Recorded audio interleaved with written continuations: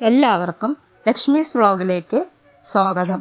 ഇന്ന് നമുക്ക് ഇൻഡോറായിട്ടും ഔട്ട്ഡോറായിട്ടും വളർത്താൻ പറ്റുന്ന അരേക്ക പാമ്പിനെ കുറിച്ചുള്ളൊരു വീഡിയോ ആണ്.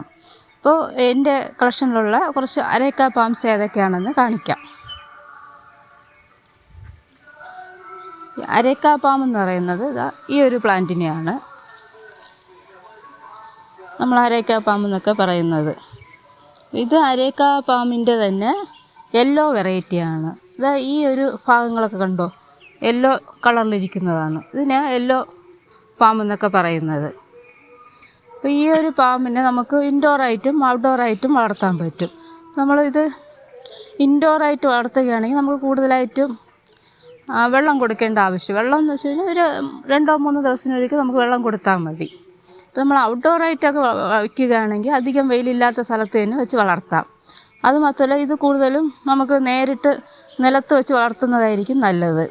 പിന്നെ നമ്മൾ പോട്ടിലൊക്കെ വെച്ച് വളർത്തുകയാണെങ്കിൽ നമുക്ക് പോട്ടിൽ മണ്ണും കുറച്ച് ചകിരിച്ചോറും കൂടി മിക്സ് ചെയ്ത് നടുന്നതായിരിക്കും നല്ലത്. ഇതും പാമ്പ് വെറൈറ്റി തന്നെയാണ്.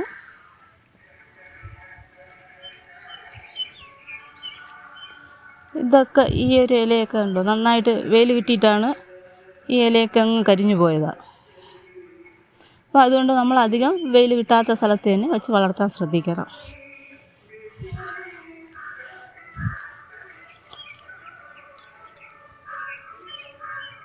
ഇതും പാമ്പ് വെറൈറ്റിയിലുള്ളത് തന്നെയാണ്. നേരത്തെ കാണിച്ചതിൻ്റെ അതേ വെറൈറ്റി തന്നെയാണ്. അപ്പോൾ എൻ്റെ കയ്യിൽ ഒരു അരേക്ക പാമ്പിൻ്റെ തന്നെ 3 കളറിലുള്ള പാം ട്രീ ഉണ്ട്. ഇത് അരേക്ക പാമ്പിൻ്റെ ഗ്രീൻ വെറൈറ്റിയാണ്.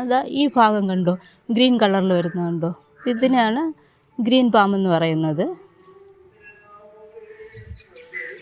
ഇതിൻ്റെ അടുത്തൊരു വെറൈറ്റി റെഡ് പാമ്പാണ്.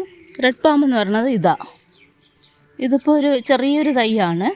അപ്പോൾ ഇതിപ്പോൾ വളരുന്നതനുസരിച്ച് ഈ ഒരു ഭാഗത്ത് നല്ല റെഡ് കളറായിട്ട് വരും.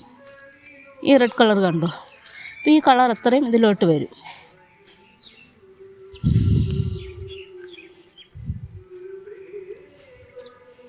അടുത്തൊരു വെറൈറ്റി എന്ന് പറയുന്നത് ഇത് ടേബിൾ പാം വെറൈറ്റിയിലുള്ളതാണ്. ഇത് പനയോലയുടെ ഒക്കെ ഷേപ്പിലുള്ള പാമ്പാണ്.